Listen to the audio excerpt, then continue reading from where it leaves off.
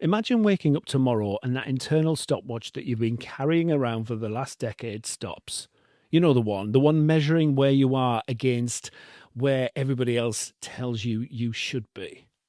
You might look at your career, your relationship status, your friendships, and instead of that familiar panic of I'm late or I missed the boat, there's just space. A settled certainty that you are getting to the good part. A lot of gay guys might be walking around with anxiety that tells them that they're running out of time. They see men in their 20s thinking I've missed my chance, or they see their peers buying houses or celebrating anniversaries and think, well, why hasn't that happened to me yet? What if the problem isn't your age? What if the problem is the map that you are using to read your own life? Today, we're going to burn that map and replace it with one that works. Now, before we get into it, if you're new here, welcome to the coaching sessions. My name is David, and this is a space where we have honest conversations about what it takes to stop playing a supporting role in your own life, especially if you're a gay man who spent years being the steady one, the reliable one, the person that everybody leans on, the people pleaser. As a mindset coach, I help gay men go from feeling like second best or somebody's maybe and powerless in their own lives to standing taller, feeling confident in their actions, decisions, relationships, without shrinking, editing, or people pleasing everybody to keep them comfortable. Now, if that sounds like a journey you want to stay close to, I invite you to subscribe, tap like, so you can hear about new sessions as they land. Now, let me show you what I notice about the gay men that I work with inside of my coaching space, and this might apply to you as well. It's 11 p.m, you're tired, your defenses are down, you open Instagram. Maybe there's a friend posting about their engagement. Maybe it's somebody's promotion announcement or their forever person post.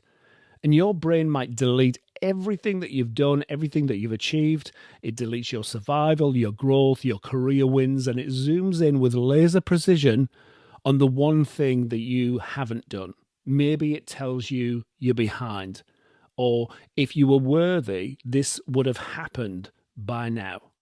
This pressure can make you make decisions that don't serve you. You might date guys you don't even like just to fill a seat. You might stay in jobs that drain you because you're scared to start over and you start to rush things. Here's what I notice what happens with my clients. And again, it might happen to you as well. You start to compare yourself to somebody younger, someone who seems to have it all figured out on Instagram. And in that moment, your brain erases decades of your own experience. It erases the wisdom that you've gained, your survival skills that you've built, the ways that you've grown. And it replaces all of that with one single thought: I should be further along by now. That thought can become your constant companion, and it follows you into job interviews, into dates, into conversations with friends. And it starts to whisper in the background, you're running out of time. Here's the shift. That panic that you might be feeling, it feels like reality. Now, in NLP, we talk about the map is not the territory, and that talks about your subjective experience in your life based on your filters, your experience through life, and everything else in between. So that anxiety might be coming from the script, which is the map, and that map might say something like, you expire at 35, especially as a gay guy. My gosh, I hear this all the time. You know, older gay guys, it's just like we're shunned out of the community, and it's ridiculous. And if you haven't achieved things by 35, if you're not married, that you've failed and time is running out. But what if the map is outdated? What if it's been making you miserable? So today we're going to do a timeline audit, 3 specific shifts to help you rewrite that map from the inside out. So the first shift is to locate the source. So when you hear that thought of I'm behind or it's too late for me, I invite you to pause. I invite you to audit it, and instead of believing it without question, pay attention to whose voice is that. Listen to it carefully. Does it sound like you, or does it sound like a frantic parent or a critical teacher? Is it the voice of a society that told you and sold you the idea that youth is the only currency? I ask my clients this all the time, and what they discover is the voice often belongs to somebody else entirely. Someone who's had their own fears, their own deadlines, their own anxieties about aging, and then they start to palm it off onto everybody else. And somewhere along the way, you internalized that voice and you started believing it was yours. Now, something practical, a technique that I use with my clients to strip that voice of its power, and you may have seen me talk about this in other videos. Notice the quality of that voice. Is it loud? Is it right up in your ear? Is it heavy? Right now, I want you to use your imagination to reach for the volume dial. Take that internal voice, the critical, frantic voice, the one that's giving you a hard time, and turn the volume down. Turn it slowly from a 10 down to a 5, down to a 2. Push the sound away from your ear until it sounds like it's coming from the other side of the room. Now, change the tone. Make it sound ridiculous, like a cartoon character, Mickey Mouse, Buzz Lightyear, whoever. Hear it say, "You're so behind," in that silly voice. But notice what happens in your body. The fear may very well dissipate, and you might actually find it kind of humorous as well. You might realize that it's just a sound. When you change the quality of that voice, when you turn down the volume or change the tone or both, something shifts and that command loses its power because you've discovered something. You have control over how that voice sounds, which means you have control over how much power it has. The next shift is to look at the data. So now we've turned down the noise, we can look at the facts. The old map says time past is lost time. Mistakes are failures.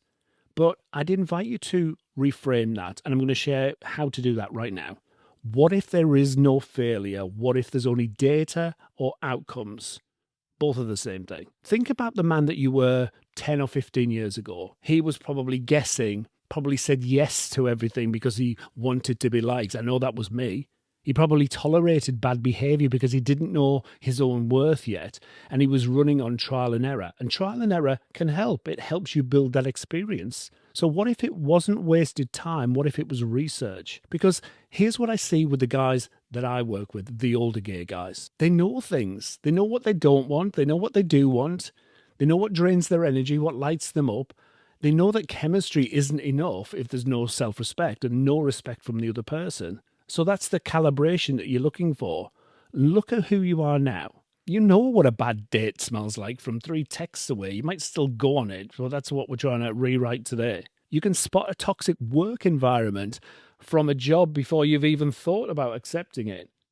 You know when a friendship has run its course, even if the other person hasn't figured it out yet. You've got decades of data, my friend, decades of trial and error, decades of learning what works for you and what doesn't. So what if you're not late? What if you're simply the most calibrated you've ever been? You have the data now to make choices that stick, to build a life that fits, to stop saying yes when you mean no. That's the gift of choice of being older, because you're done second guessing, you're done pretending to be somebody you're not just to keep the peace. And again, that was me, so I know what that feels like. So the next shift is to start looking forward. If we aren't behind, where are we? I invite you to look at where you are now and all that you've achieved, your life lessons, your experience, your strength, your knowledge, and then start to look forward. What if you are entering your defining years, my friend? What if this is where you stop apologizing for taking up space? What if this is where you start to build a life that fits your skin instead of wearing the costume you thought you had to wear to be loved? I work with men who've spent decades shrinking themselves, editing themselves, making themselves smaller so that everybody else could feel comfortable. And then they get older, maybe 40, 50 or 60. I'm 52. And then something shifts. They realize, I'm done.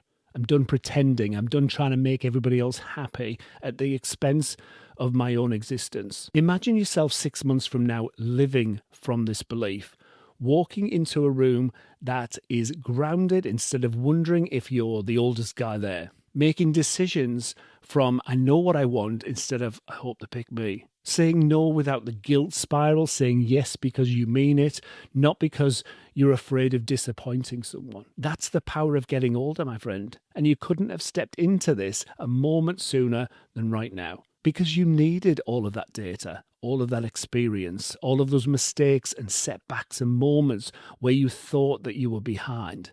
You needed them to get here, to get to this point, to this moment where you're finally ready to stop pretending and start living. So the next time that old script tries to play, the one that says you've missed the boat, you're too late, I invite you to just catch it.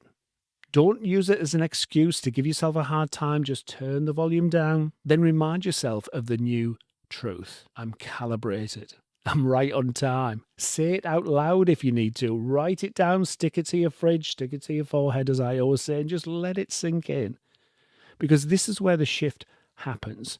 When you stop believing the old map and start trusting your own data. Now, rewriting this map is simple, though doing it alone, maybe not so easy, when the world keeps trying to hand the old script back. If you want to be in a space, my coaching space, with other men doing this exact work, men who are burning the map, building their defining years together, and working on all of the techniques that help them get there, the Freedom Community is open. It's a space where you can stop panicking about the time that you think you've lost and start building a life that's waiting for you. And I help you work through these shifts together. I help you practice these techniques, and I support you as you rewrite the script. And the link is in the description below, and it is free to join. Now, I appreciate you being here, my friend. And I ask you to pay attention to your data, your voice, and everything that you know that you deserve. Until next time, remember, you are right on time. I shall see you in the next video. Be well.